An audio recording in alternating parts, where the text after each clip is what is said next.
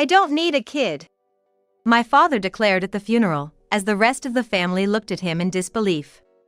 "I'm getting remarried. This time to a younger and more attractive woman. Right, Michelle?" "Oh, John, you're so silly." Father embraced a woman named Michelle from among the employees.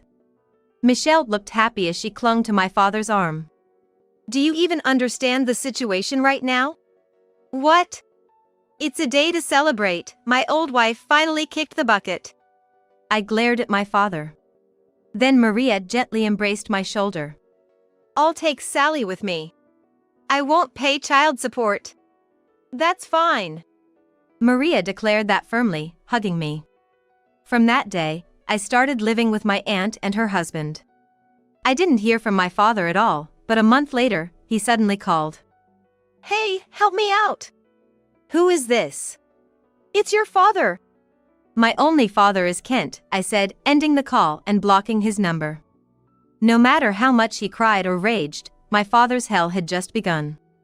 I'll make sure he regrets it plenty. I'm Sally Manson, a 12-year-old middle schooler.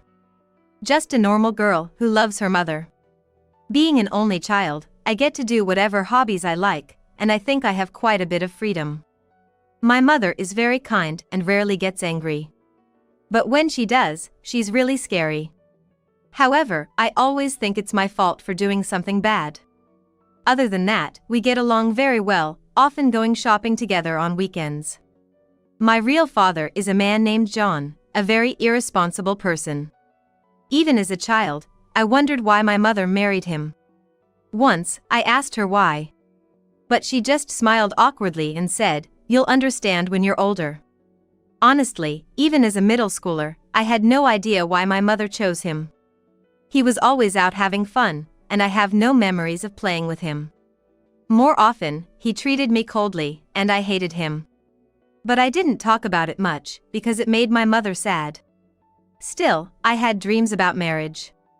That's because my Aunt Maria and her husband were an ideal couple. Maria, my mother's twin sister. She is very kind and sometimes strict, and she dotes on me. She was my aunt, but to me, an only child, she was like a sister. And I adored her husband, Kent, as if he were my brother. They had no children. Apparently, due to an illness Kent had in the past, he couldn't have children. Kent was a childhood friend of my mother and Maria, so Maria knew about his illness and its aftermath. Still, when they decided to marry, my grandparents strongly opposed it, but Maria boldly went ahead with the wedding, my mother told me. So, until I was born, Maria and Kent were estranged from my grandparents. But my birth brought them back together, and now they have a great relationship.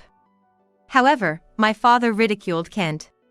He keeps saying unbearable things like calling him a failure for not being able to have children, or accusing him of marrying for an inheritance. That's why I despised my father and swore never to become an adult like him. Right after I started middle school, my grandparents threw a celebration party. Their house is enormous. They seem to be local landowners with several businesses. My mother, Maria, and Kent each run one of my grandparents' companies.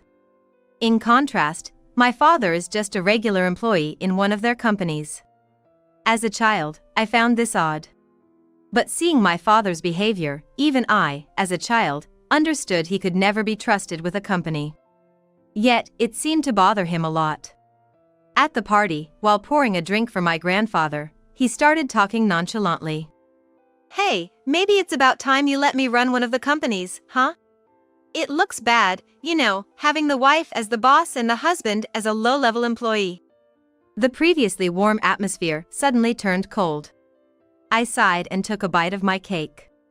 My father, oblivious to the mood, continued. "Or maybe we could just swap positions, right? That would solve everything." "Let's not have such vulgar discussions at Sally's entrance celebration," my mother interjected. "What, vulgar?" my father yelled, and his voice echoed in the room. Seemingly due to the alcohol, my father appeared unable to control his emotions. In contrast to my calmly speaking mother, my father's aggressiveness was almost comical. "Why do I have to become a regular employee anyway? I took over my current position through proper procedures. That's what I'm saying. Act more like a wife. His argument made no sense. Just as everyone was starting to realize the conversation was going nowhere, my grandfather spoke up. If I left it to you, the company would be ruined in no time. What? My father exclaimed, his face turning red as he fell silent. Finally, the room quieted down, and my grandfather's calm voice filled the space. After all, you haven't forgotten that you're in this position because of the disrespect you showed to an important client, have you? This time, my father turned pale and stepped back. My grandfather began to slowly tell the story, as if speaking to my father. The company where my father works was originally supposed to be his as the president. But before the announcement of his appointment, he had an affair with the daughter of the president of the most important client. When the client's president found out, he stormed in. Because of that, the client threatened to stop all transactions, almost driving the company to bankruptcy. Hearing this, I felt embarrassed and pitiful for my father. But that was 10 years ago. It's past the statute of limitations, right? It's not for you to decide the statute of limitations.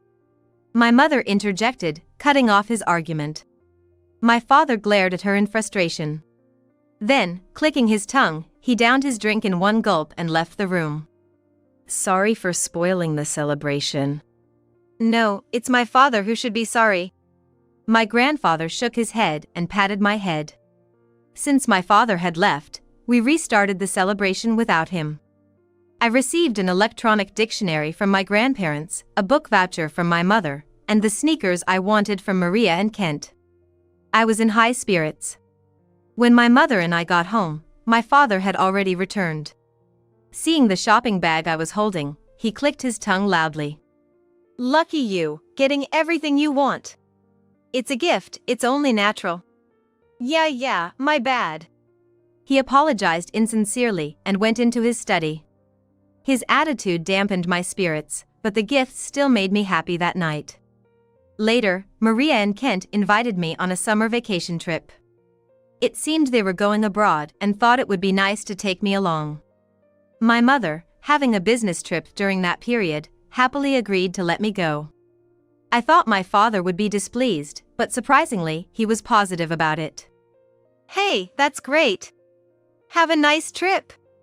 I won't be here either, I've got a business trip. It turned out he had a business trip during the same period. I was braced for a snide remark or two, so this caught me off guard. Despite always complaining about work, my father was cheerfully preparing for his trip. It felt odd, but I was too excited about my trip to dwell on it. On the trip, I had a wonderful time with Maria and Kent. Beautiful scenery, delicious food. It was a luxurious vacation. Sally, is there anywhere you want to go? How about shopping together tomorrow, just the two of us? Really? I'd love to. But what about Kent? When I looked at Kent, he smiled and nodded. I was so happy I hugged Maria. Then Maria hugged me back. You're always such a sweetheart, no matter how old you get, Sally. I'm not a baby, I'm in middle school. Sorry, Maria said, still smiling. The next day, as planned, we went shopping. Kent had something he wanted to do and left the room earlier than us. Wow! This is amazing. This one's cute too. Maria and I were excitedly chatting and laughing in the store.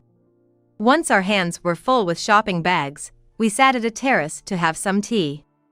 While enjoying delicious cake, we were having a great time talking, but suddenly Maria fell silent and stared at one spot. What's wrong, Maria? Oh no! I followed her gaze and couldn't help but exclaim. There was my father with a young woman, both wearing frivolous aloha shirts, getting cozy with each other. That man. Wait, Maria. It's okay, all right? Maria looked like she was about to explode in anger, but I managed to calm her down. This wasn't the first time my father had an affair. It had been happening since I was little. At the worst times, he would even take me along to meet his mistresses. I loved my mother dearly, so of course, I was furious with him, and after that, he stopped taking me along. With such a history, my feelings towards my father's infidelity were just a resigned acceptance. We should tell Mom. For now, just ignore it, ignore it. Sally! Yes, you're right. Let's just take a picture and send it to her, Maria said, taking a photo to send to my mom. I was curious about how my mom would react, but I assumed it would end with her dropping the hammer on him, as usual. However, just before we were due to return home, I received a call from my grandmother with unbelievable news. Sally, calm down and listen. Your mother, she died in an accident. What?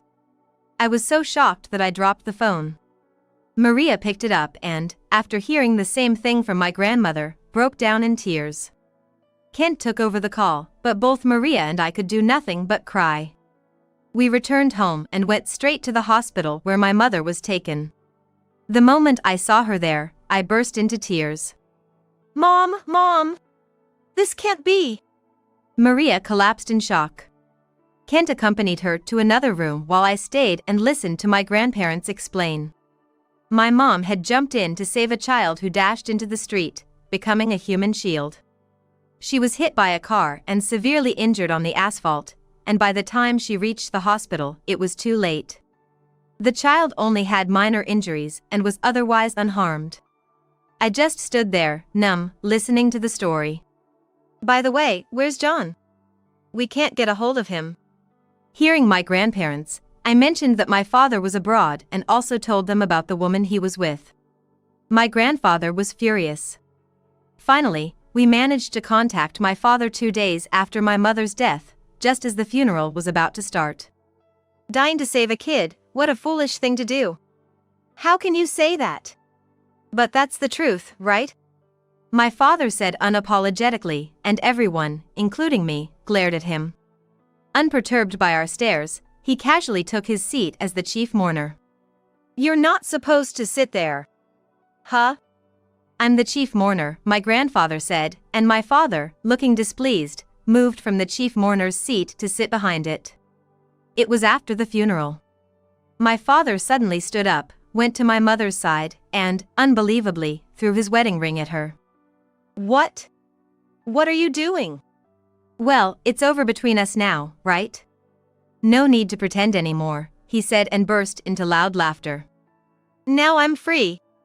Then, pointing at me with a half-smile, he boldly declared, I don't need a child.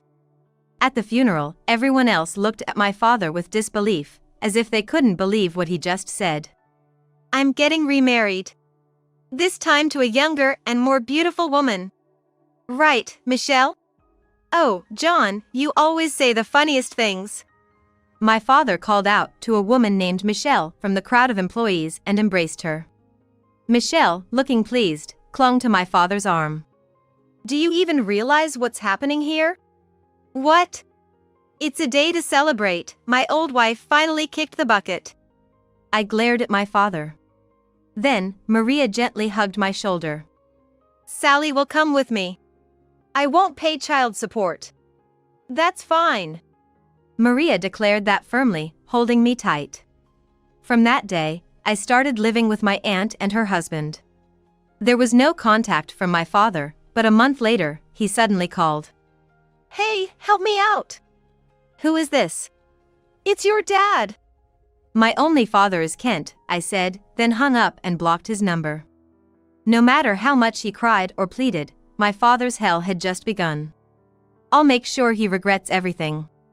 After I blocked him, my father seemed to have called various relatives.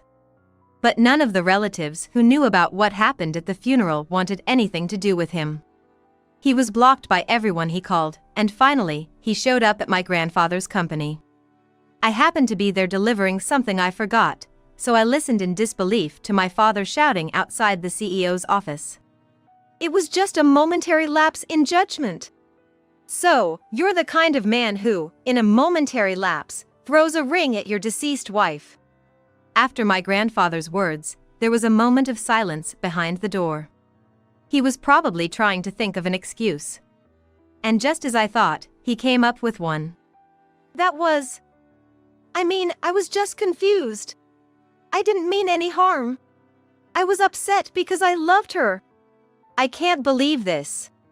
I couldn't help but express my disbelief at such a far-fetched explanation, and my father, with his sharp hearing, caught my voice. Hey, Sally! Are you there? Tell your grandpa that I loved your mom. Loved her? I was so angry I felt like I might faint. My grandfather patted my shoulder and nodded at me. I took a deep breath and then replied to my father. Grandpa, everything he says is a lie. He never loved Mom or me. Are you kidding me? Come out here. My father was yelling and banging on the door from the other side. But his actions couldn't stop me from speaking the truth. He always cheated, making Mom sad, and he never said anything nice to me. He's not a father. My words made my father even angrier.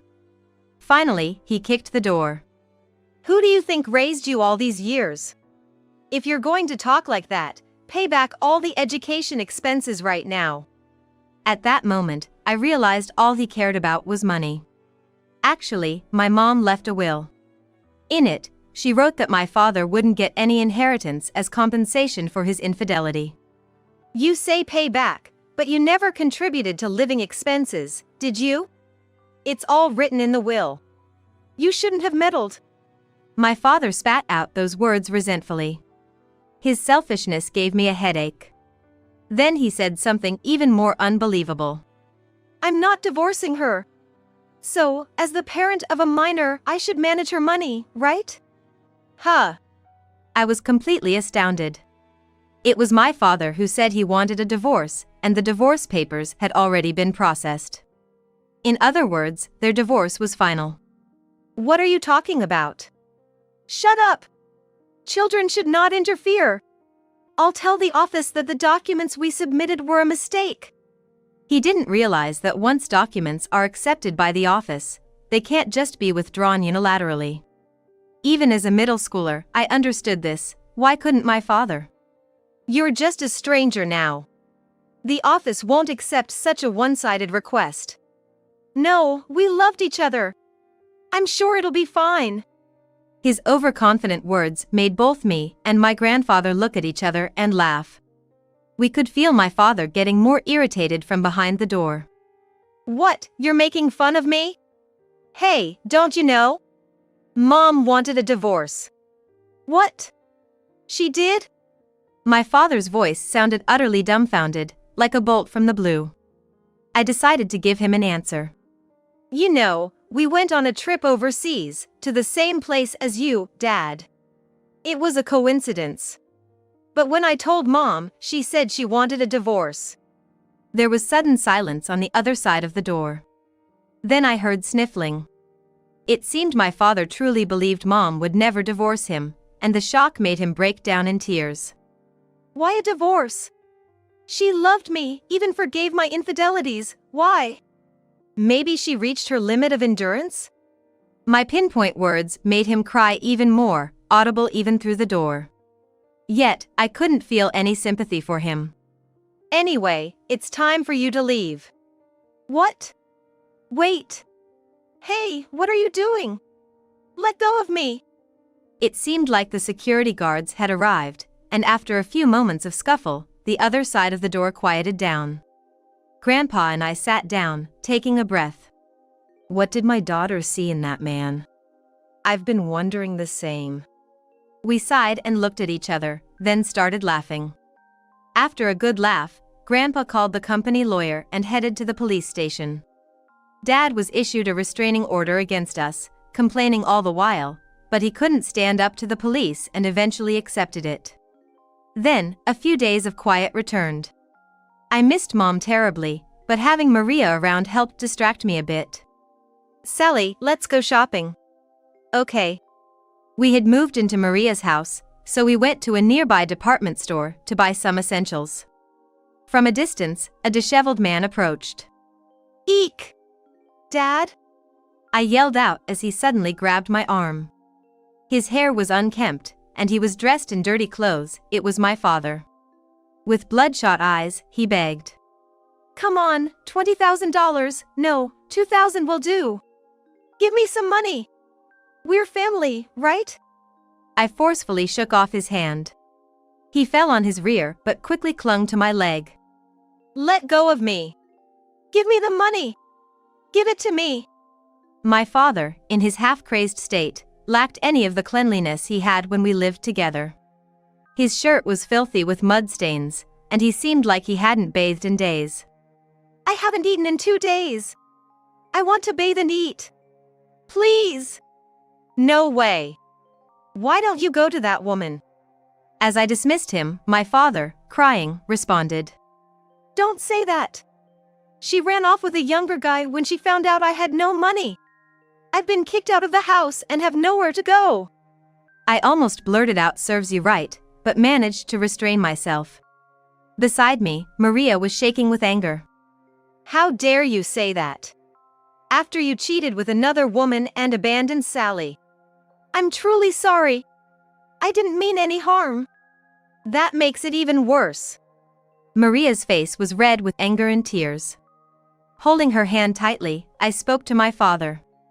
I've been legally adopted. Maria is now officially my mom. So, we're strangers now. My father is Kent. Adopted? My father was stunned, his eyes wide open. He had abandoned his middle school daughter. It should have been easy to predict. I despised my father for not understanding even such simple things. If you're adopted, then the inheritance won't come to me. Well, there was nothing for you in the first place. Be thankful you're not being charged alimony. I spoke plainly, and my father's face wrinkled in anger. You.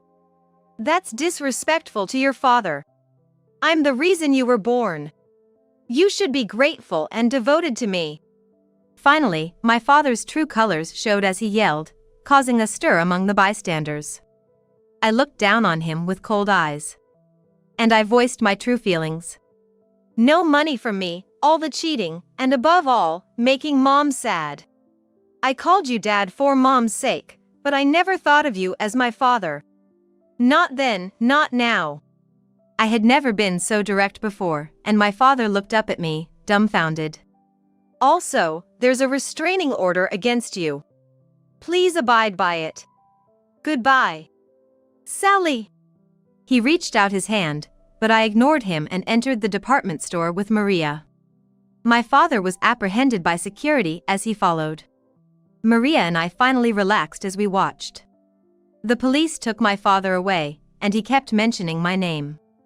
Despite the restraining order, he still expected me to come for him. Maria was furious and arranged for a lawyer, while Kent discussed something with her. I asked about it, but they wouldn't tell me. It's only natural as your parents were eager to handle it. You'll understand soon, don't worry, Kent reassured me. A few days later, we went to my grandparents' house for a discussion, accompanied by Maria and Kent. Upon entering the living room, there were my father, looking completely worn out, and Michelle, who had been by his side during my mother's funeral. When they noticed me, both of them had frightened expressions and were trembling nervously. Let's start the discussion. My grandfather announced, and the atmosphere tensed up. The lawyer slowly read out the main purpose of today's meeting. Originally, as per my mother's will, there was no claim for alimony against my father, but also no inheritance for him. However, due to numerous nuisances, we decided to claim damages for the trouble caused, not just alimony for the affair. And for Michelle, who was the affair partner, we're going to claim alimony. That was what the lawyer read out. Both my father and Michelle turned pale upon hearing this. Also, as an additional point, John and Michelle have been asked to resign from our company. Can't you reconsider? Michelle pleaded, standing up in desperation.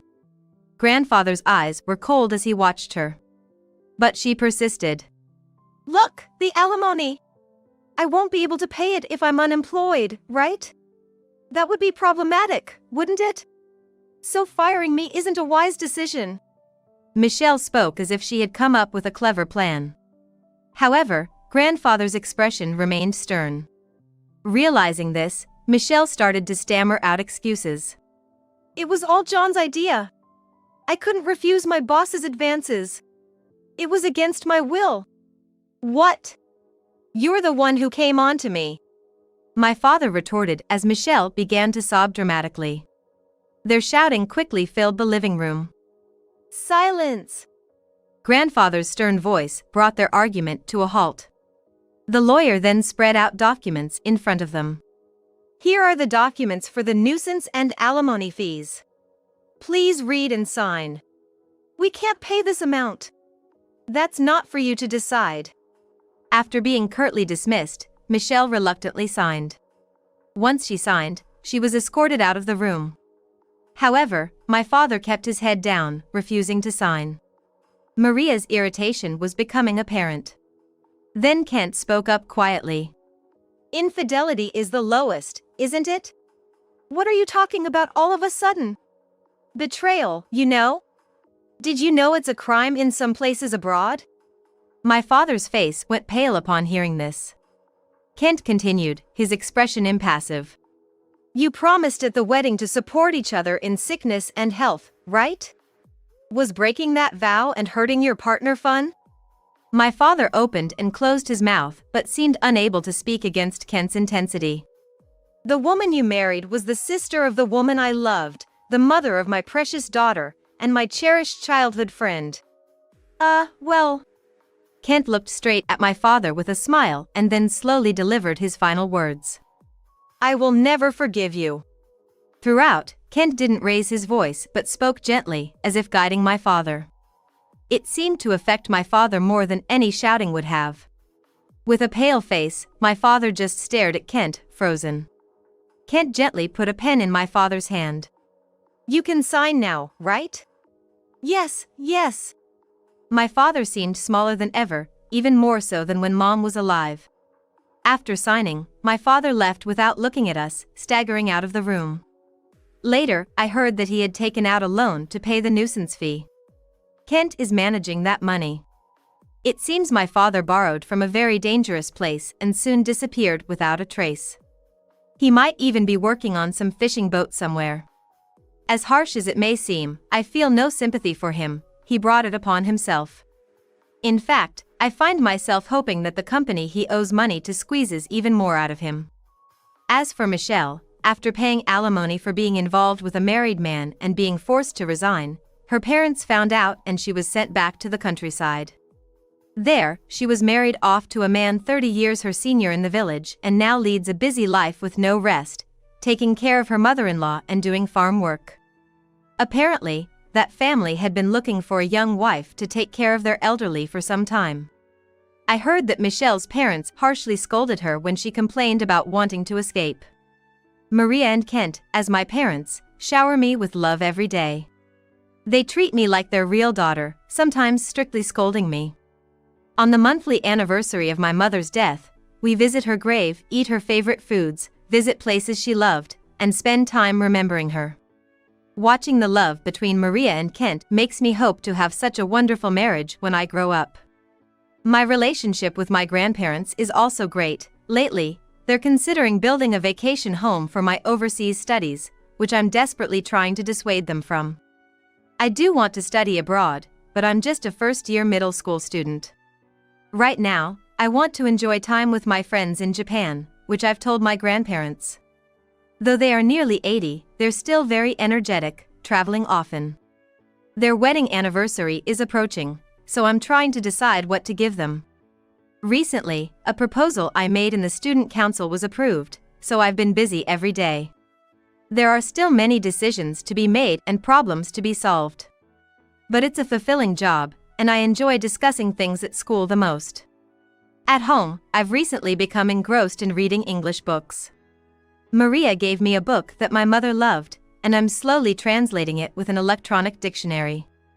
It's not smooth sailing yet, but I find the translation work so enjoyable that I'm considering becoming a translator in the future. To achieve this, I've asked Maria to enroll me in a school where I can learn English conversation and comprehension. The separation from my mother is still very sad, and I often cry when I think of her, but I'm loved by many people and living in the present. Someday, when I go to heaven, I want to tell her all about it, which is why I've started keeping a diary. I plan to write about both successes and failures for my mother to hear about them. Maria and Kent have told me that it's okay not to forget my mother and not to force myself to call them mom and dad. But to me, they are like a second set of parents. So, for their upcoming anniversary, I've prepared a gift with a card that says, "Happy Anniversary, Mom and Dad." I'm excited, thinking they'll surely be happy. Every morning, the first thing I do is talk to my mother's photo. It's my daily routine. The sky outside is clear and blue. Maybe my mother is cheering me on. Thinking that makes me happy.